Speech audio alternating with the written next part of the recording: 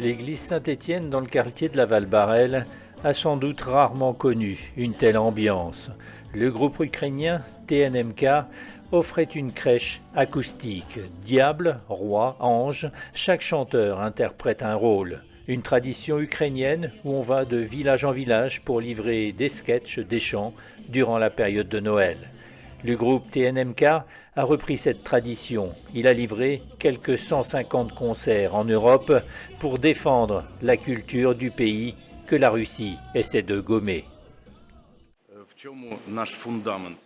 C'est surtout important parce que notre ennemi essaie de voler notre culture, nos traditions, notre manière de vivre, notre histoire, comme par exemple à Kiev, notre cathédrale de Sofia, fondée il y a plus de 1000 ans. Sur les murs de cette église, on peut voir que c'est la langue ukrainienne qui est écrite. On veut montrer que notre culture nous appartient, que c'est à nous, que c'est notre propre histoire. Tradition, mais aussi soutien des soldats. Ce concert caritatif permet de récolter des fonds pour l'armée. Ce soir, c'est pour acheter des bateaux pour évacuer les blessés.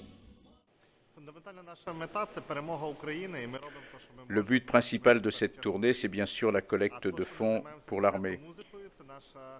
Une collecte à destination des bataillons spécifiques.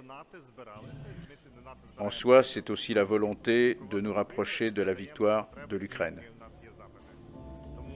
La diaspora ukrainienne multiplie les actions, concerts, expositions, manifestations. La volonté est de montrer aux soldats qu'elle est derrière eux.